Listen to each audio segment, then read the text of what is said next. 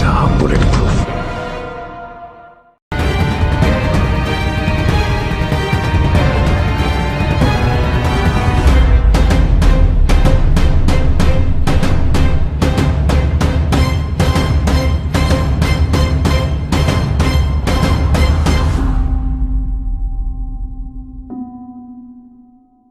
The great story here for anybody willing to find it and write about it and explain it is this vast right-wing conspiracy. It's no secret that we're going up against some pretty powerful forces that will do and spend whatever it takes to advance a very different vision for America.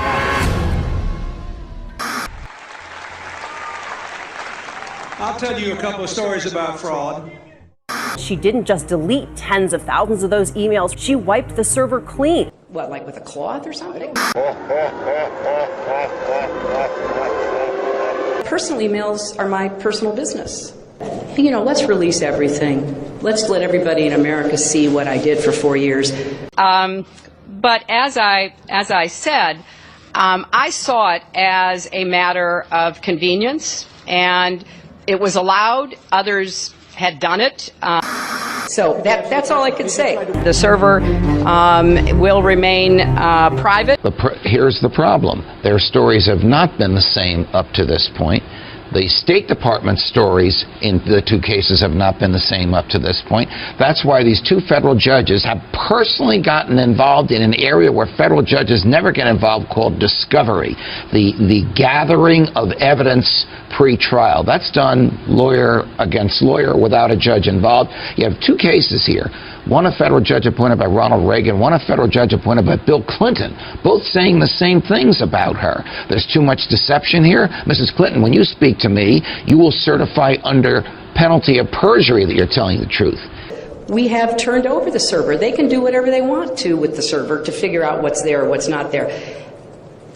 Going through the emails, there were over 60,000 in total sent and received. About half were work-related and went to the State Department, and about half were personal. When you speak to the public, you say, I turned over everything.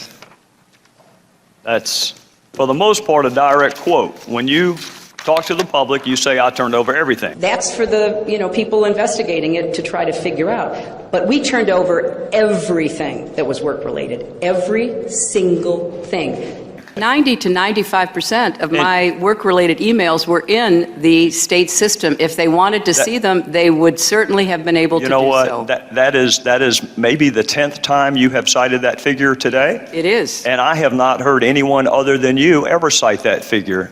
Who told you that 90 to 95% of your emails were in the State Department system? Who told you that? We learned that from the State Department in their analysis of the emails that were already on the system. The Inspector General report found that less than 1% of State Department emails, record emails, were captured. So they give a number of less than 1%, and you give a number of 90%. I have absolute confidence that everything that could be in any way connected to work is now in the possession of the State Department. This pile represents the emails that you sent or received about Libya in 2011, from February through December of 2011. This pile represents the emails you sent or received from early 2012 until the day of the attack. There are 795 emails in this pile. We've counted them.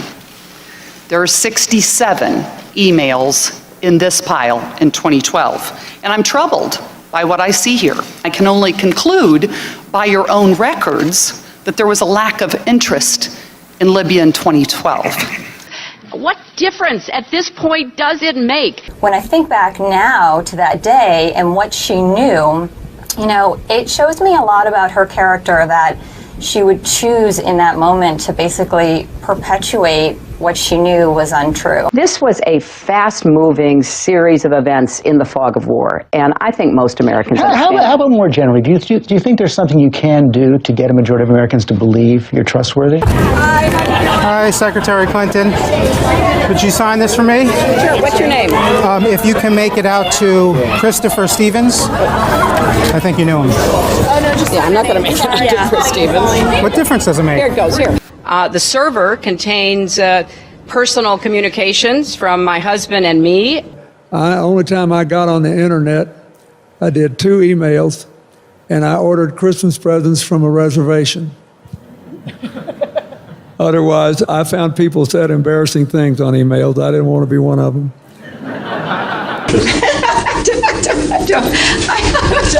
I mean, and how many angels dance on the head of a pin? I have really nothing to. I mean, how do you answer that? I feel sorry sometimes for the young people who, believe this. They don't do their own research. I am so sick. I am so sick of the Sanders campaign lying about me. I'm sick of it. Do you think New York State should recognize gay marriage? No. No.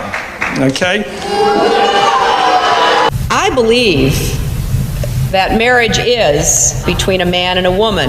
I do not support gay marriage. It really is great how long you've supported gay marriage. Yes. I could have supported it sooner. Well, you did it pretty soon. Yeah. Could have been sooner. Fair point.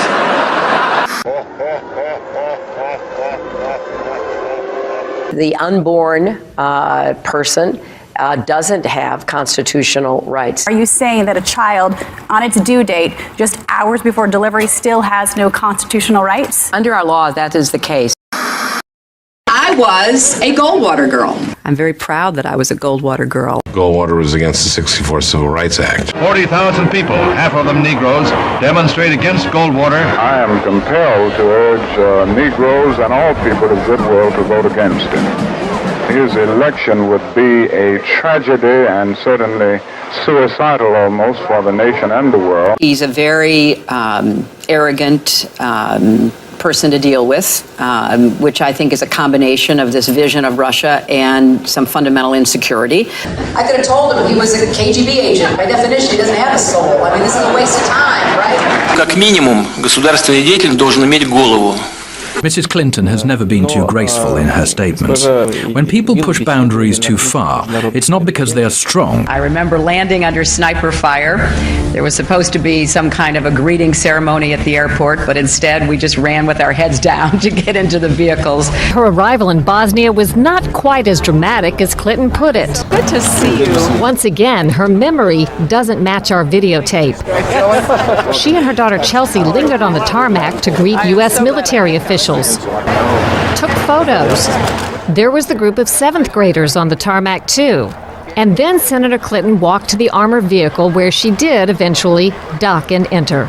During the parade in which she participated, her campaign roped off reporters so they wouldn't interfere with the candidate. Memory should always match the videotape. I have been a critic of NAFTA from the very beginning. I think that NAFTA is proving its worth. It was one of the highlights of President Clinton's first term, passage of the North American Free Trade Agreement, also known as NAFTA. Critics blame NAFTA for the loss of manufacturing jobs in industrial states including Ohio and Pennsylvania. Hillary Clinton helped get NAFTA approved. She held at least 5 meetings to strategize about how to win congressional approval. She helped the White House block opposition from labor and environmental groups, and she was the featured speaker at a crucial meeting. Participants in that event said, quote, her remarks were totally pro-NAFTA. Was NAFTA a mistake? NAFTA was a mistake to the extent that it did not deliver on what we had hoped it would. Your opponents are saying that that's really part of a larger pattern with you, that you often avoid taking firm positions on controversial issues. They are going to people showing videos of Donald Trump insulting Islam and Muslims in order to recruit more radical jihadists.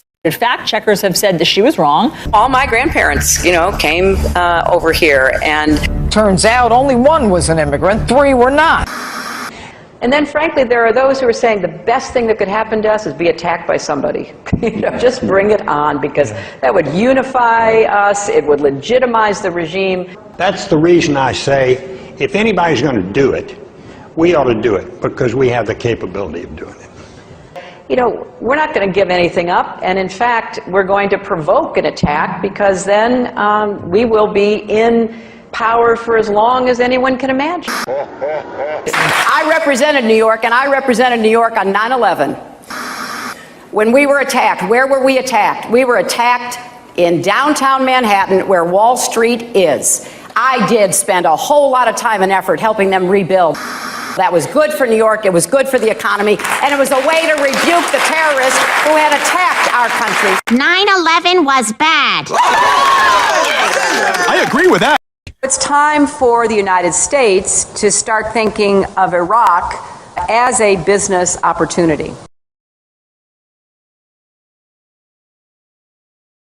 Hi, Secretary Clinton, will you release a transcript of your paid speeches to Goldman Sachs?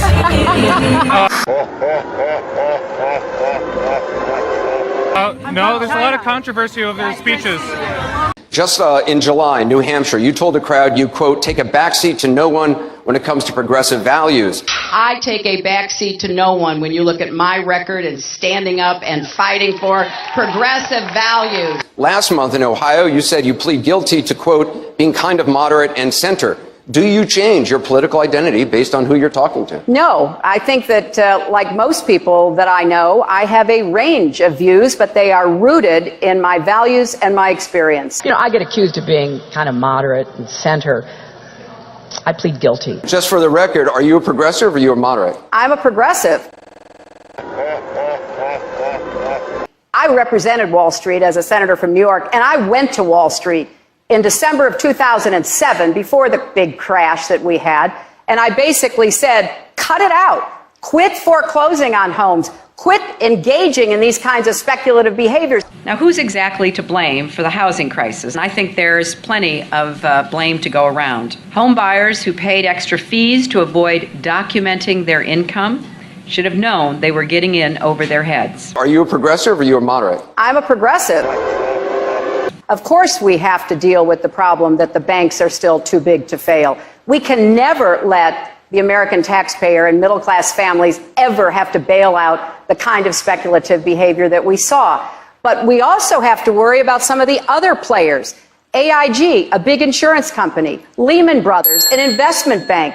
There's this whole area called shadow banking. That's where the experts tell me the next potential problem could come from. You were against same-sex marriage, now you're for it. You defended President Obama's immigration policies, now you say they're too harsh.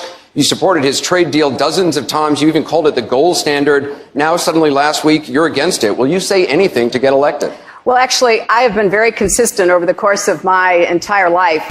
Time and time again, you hear one thing in speeches, and then you see a campaign that has the worst kind of tactics, reminiscent of the same sort of Republican attacks on Democrats. Well, I am here to say that it is not only wrong, but it is undermining core democratic principles. Since when do Democrats attack one another on universal health care? I've looked at the legislation that Senator Sanders has proposed, and basically he does eliminate the Affordable Care Act, eliminates private insurance, eliminates Medicare, eliminates Medicaid, TRICARE, Children's Health Insurance Program. This is what drives people crazy. It drives them crazy. Why not just come out and lay it out? This is what makes people distrust not just these politicians, but Washington, but the administration, but anybody who even raises their hand and testifies under oath, believing you're not being straight with me. In conclusion, Congress is supposed to provide oversight. The voters are supposed to provide oversight. And you were supposed to provide oversight. That's why you have special liberties, and that's why you have special protections. I am not surprised that the President of the United States called this a phony scandal. I'm not surprised that Secretary Clinton asked, what difference does it make? I'm not even surprised that Jay Carney said Benghazi happened a long time ago. I'm just surprised at how many people bought it.